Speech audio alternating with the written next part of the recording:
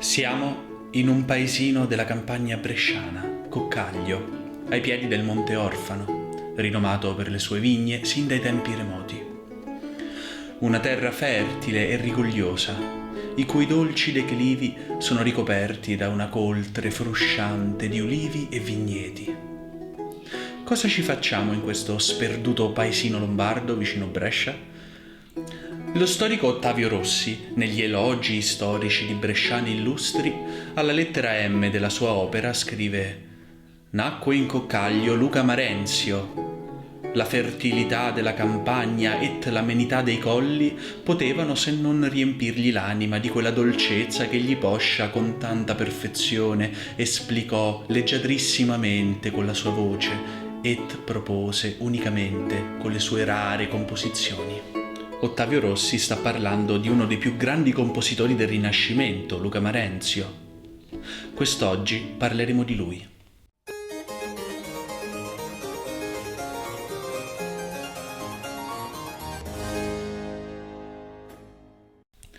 Nella poetica musicale di questo compositore ha un ruolo centrale l'armonia della natura.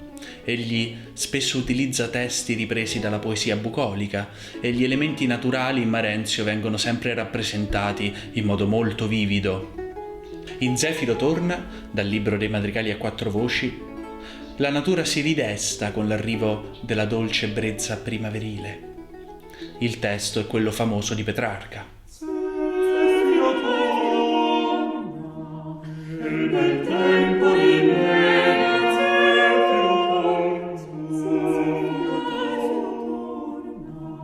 Ci sembra quasi di poter vedere i fiori che sbocciano davanti ai nostri occhi in questo vivace disegno di crome, e di seguito tutti gli elementi naturali vengono rappresentati dalla musica in un trionfo di madrigalismi.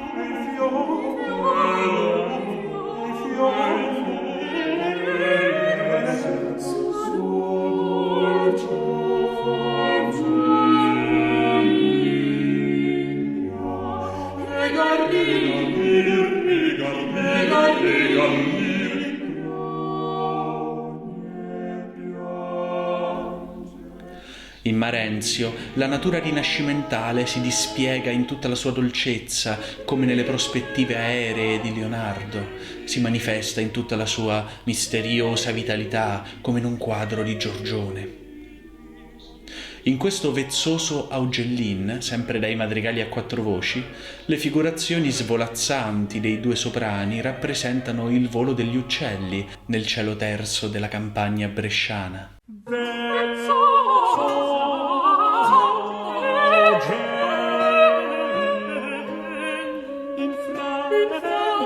La soavità e la cantabilità delle linee marenziane porteranno questo compositore ad essere uno dei più apprezzati del suo tempo.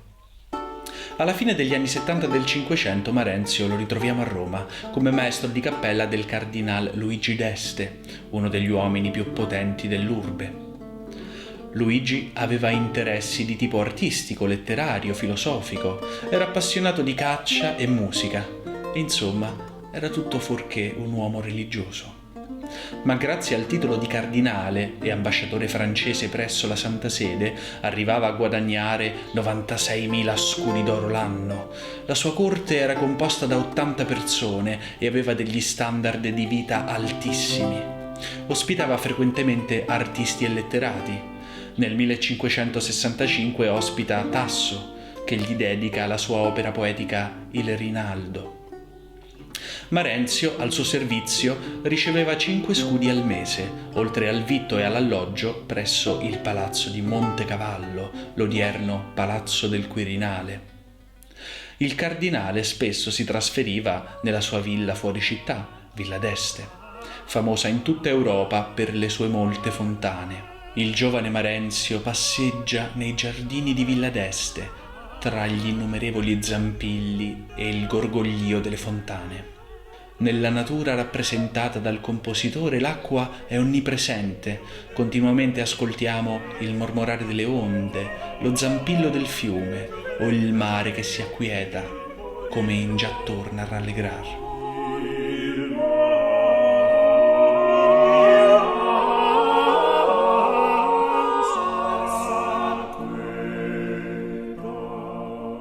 Marenzio concepisce, tra le fontane di Villa d'Este, il suo primo libro dei madrigali a 5 voci e lo dedica al cardinale. È il 1580. Il madrigale più celebre di questo primo libro è Liquide perle, in cui l'intarsio contrappuntistico iniziale richiama il profluvio delle dolci lacrime d'amore, le liquide perle che sgorgano dagli occhi di un amante.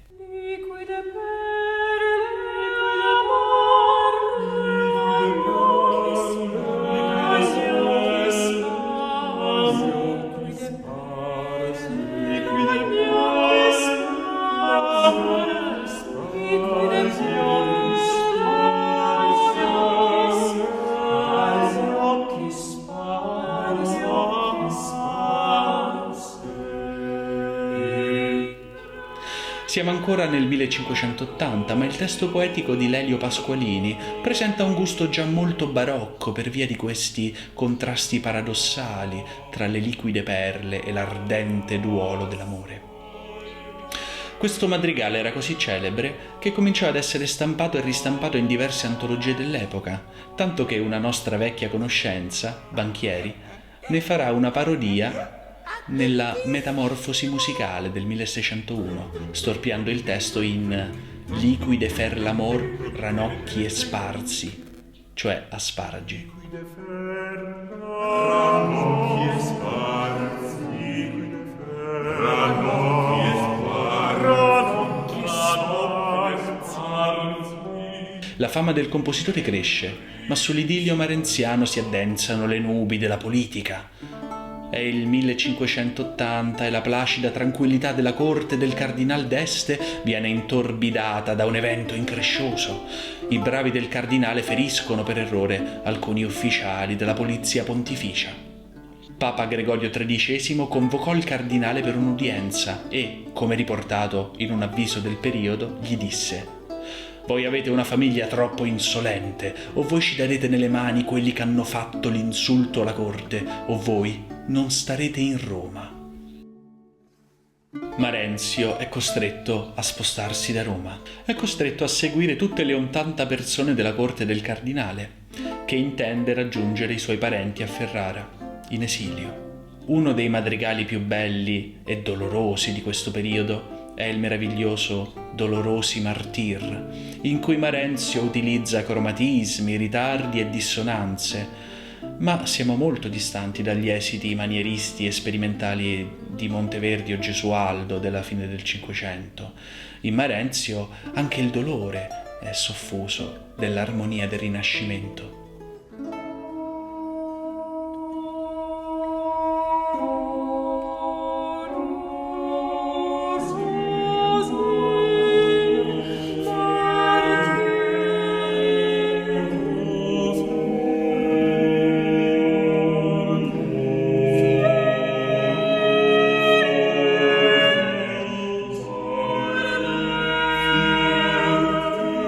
È una scrittura, quella di Marenzio, più classica, in cui la pittura sonora è molto più frequente ed evidente. Lo osserviamo in questo madrigale, in cui ogni concetto è espresso con un madrigalismo differente, che di volta in volta rappresenta i lacci, le catene e così via.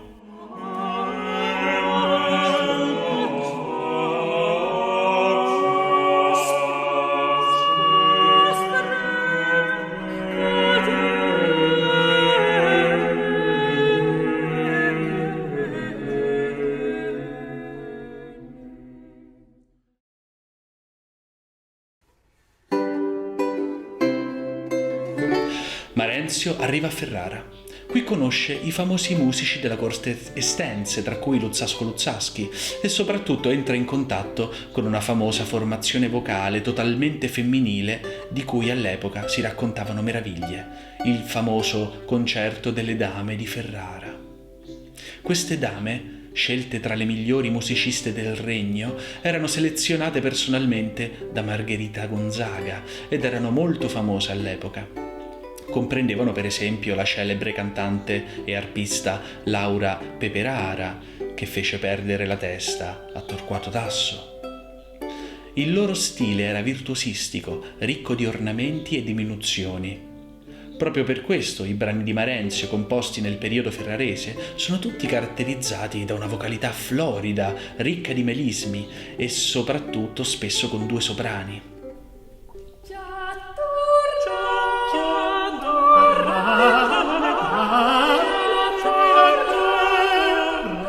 Intanto l'ex cardinale Luigi d'Este cerca di riallacciare i rapporti con la Santa Sede e tra le altre cose fa comporre a Marenzio un libro di madrigali spirituali dedicati a Lodovico Bianchetti, il maestro di camera del Papa, suo fedele aiutante.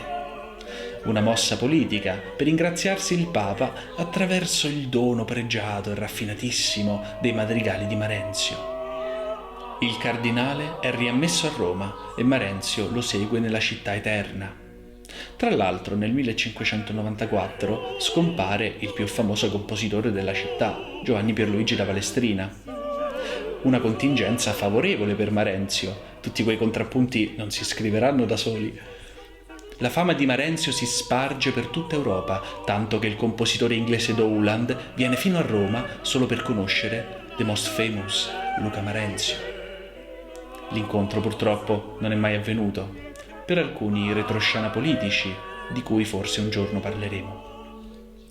Sembra andare tutto per il meglio nella carriera di Marenzio, ma su Roma comincia ad aleggiare lo spettro della Controriforma. La censura ecclesiastica inizia una dura crociata contro la musica profana. Uno dei protagonisti di questa battaglia è padre Giovenale Ancina, che scrive in quegli anni nel Tempio Armonico: «Peccato mortale è cantare e suonare canzoni lascive et disoneste, con intenzione di provocare se stesso od altri a lussuria et a disonesti pensieri». Per salvare le anime dei cantori, però, bastava cambiare le parole dei brani. Era molto frequente in questo periodo di Controriforma il travestimento spirituale dei testi poetici. Così Liquide Perle viene ripubblicato da padre Ancina come Fiamme di vero amore e il madrigale Tirsi morir volea diventa Cristo morir volea. In questo madrigale di Marenzio la morte era intesa nel senso di orgasmo, similmente a come accade nel famoso madrigale Il bianco e dolce Cinio degli anni 30 del Cinquecento. Nel testo del poeta Guarini, un amante prega l'altro di non morire ancora, che teco bramo di morire anch'io.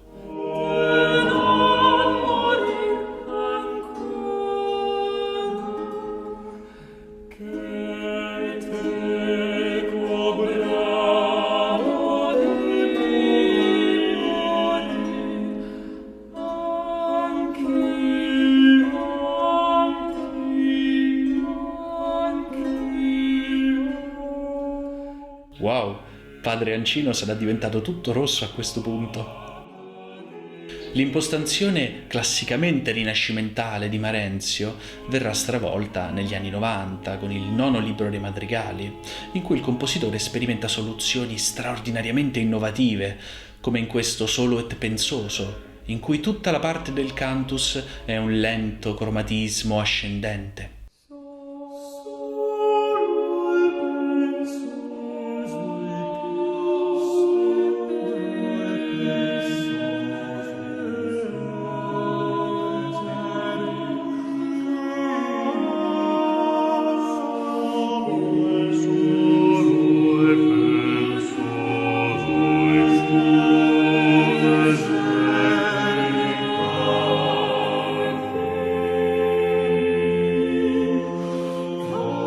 Queste soluzioni formali così ardite dovranno attendere Wagner per ripresentarsi nella storia della musica.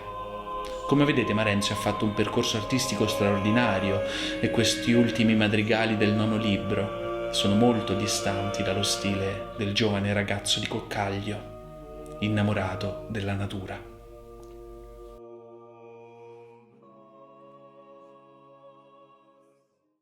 Ok, allora il video è finito, io vi saluto e ci vediamo al prossimo video. Vi ricordo di iscrivervi, di cliccare sulla campanella e vi annuncio che ho deciso che inizierò a spaziare di più.